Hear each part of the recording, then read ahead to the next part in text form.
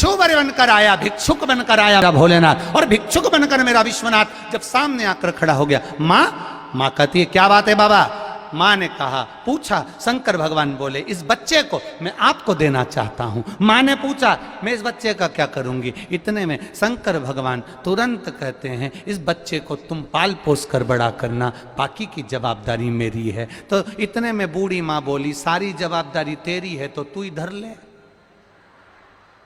फिर मुझे काय दे रहा है। नहीं, माँ बच्चे को पाल पोस कर बड़ी करती है। दुनिया में केवल एक माँ ऐसी होती है जो बच्चे को संस्कारित बनाने का कार्य करती है।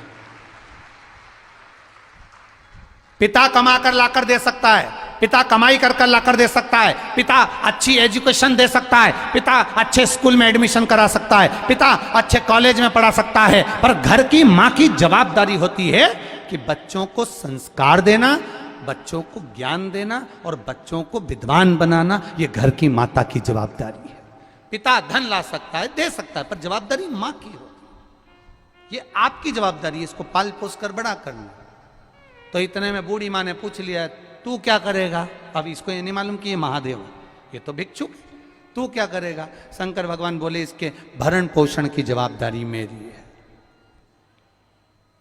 इतने में बूढ़ी माँ ने कहा मेरे घर में जगह नहीं, छोटा सा झोपड़ा बना कर रह रही हूं, छोटा सा झोपड़ा। जैसे पंडाल में जगह नहीं रहती तो माताएं अपने अपने घर से जो चादर लाती है उसको 4 बांस में फंसा कर उसके नीचे पूरे घर के समेत बैठी रहती है।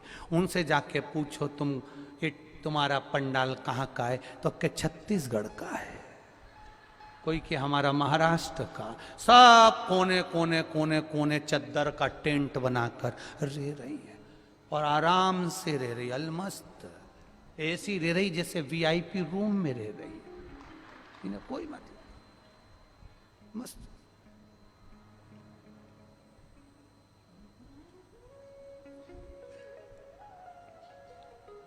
महाराज अब शिव जी ने कहा बाकी की जवाबदारी मेरी है, बुढ़िया को दिया। बुढ़िया ने कहा मैंने कपड़ा धो रही थी, इतना में तू आ गया और कपड़े का पानी तेरे पे पड़ गया, कपड़े का पानी तेरे पे पड़ गया।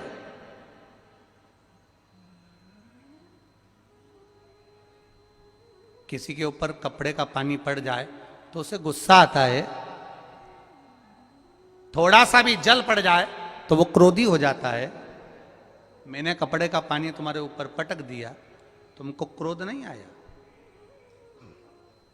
शिव जी बोले मां एक बूंद भी जल अगर मेरे ऊपर पड़ता है किसी के हाथ का तो उसका कल्याण मैं तुरंत कर देता हूं,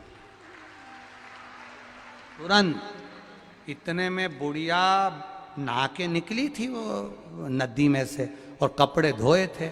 अब बुढ़िया के बाल भी घाट पे, तुम देखना नदी के घाट पे थोड़ी गर्मी रहती है तो बाल जल्दी सूख जाते, कपड़े जल्दी सूख जाते। जैसे ही पटको थोड़ी देर बाद उसी को पहन लो, तुरंत सूख जाए। अब बुढ़िया के बाल खुले थे, उसने तुरंत जूड़ा बांधा और जूड़ा बांधते से ही बोली तू तो इतनी विद्वत्ता जैसी बात कर रहा, विद्वानों जैसी, कौन है, कौन है।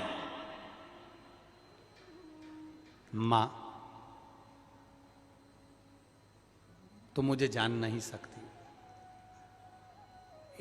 ऐसा मुंह पे तूने ये राख माख लपेटी, अभी रुक तेरा मुंडा धुलाती मैं, अभी रुक। और गई नदी में से पानी भर के लिए आई, काय में वो माओं के पास में क्या होता कपड़े धोने के लिए, जो बाल्टी बर्तन जो, वो लई धो के, और जो नदी में से पानी लई ने देवाधिदेव महादेव पे जो डाला, सारी भस्मी नीचे, भस्मी जैसी नीचे आई। पार्वती जी मुस्काई, इतने में महादेव असली रूप में प्रकट हो गए, असली रूप में प्रकट। जो मेरे देवाधिदेव महादेव को देखा चरणों में पड़ गई, शंभु मैं पहचान नहीं पाई, किस रूप में तू आया, किस रूप में, तेरा स्वरूप क्या है मैं जान नहीं सकती। एक बात आपसे भी कहेंगे, क्यों बुलाया कुबेर भंडारी ने तुमको इतने इतने दूर से, ये हम भी नहीं जानते, पर एक बात जरूर जानते हैं कि वो जिसको बुलाता है, जिसको पकड़ता है, उसका हाथ कभी नहीं छोड़ता है, कभी नहीं छोड़ता। क्यों बुलाया उसने तुमको यहां, ये हम नहीं जानते। क्यों भिक्षुक बनकर मेरा देवाधिदेव महादेव गया, भिक्षु वर बनकर गया, 19 अवतार में से एक अवतार भिक्षु वर अवतार रखकर मेरा देवाधिदेव महादेव गया, पहुंचा, और जो जल पड़ा देवाधिदेव महादेव प्रकट हो गए, शिव जी प्रकट हुए। मां मांग तुझे क्या चाहिए? मां ने कहा कुछ नहीं चाहिए, अब आपका दर्शन हो गया, बस इतनी कृपा करना, इस बच्चे को मैं पाल पोस कर बड़ा कर दूंगी। पर ये है कौन? उस मां ने पूछा, तुम्हारा क्या रिश्तेदारी है इससे, क्या संबंध है तुम्हारा इससे, क्या संबंध? कई लोग कहते हैं सियोर वाले महाराज जी से तुम्हारा कोई संबंध है क्या, कोई रिश्तेदारी है क्या? तो दुनिया के लोग कह देते हैं रिश्तेदारी तो एक ही है, बस वो रिश्तेदारी कोई नहीं जान सकता, वो है जो महादेव का है वो हमारा है, और जो हमारा है वो महादेव का है। इससे बढ़कर कोई संबंध नहीं हो सकता, इससे बढ़कर कोई रिश्तेदारी नहीं हो सकती।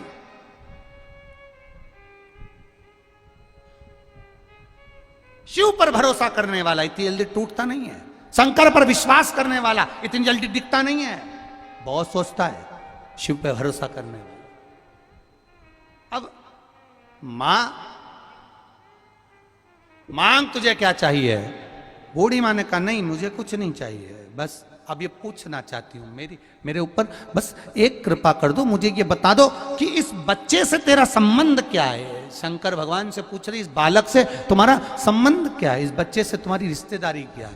शंकर भगवान बोले, इस बच्चे से मेरी रिश्तेदारी नहीं है, पर जो मनुष्य एक लोटा जल मेरे शिवालय में जाकर मुझ पर चढ़ाता है, वो मेरा अपना रिश्तेदार 71 पीढ़ी तक बन जाता है।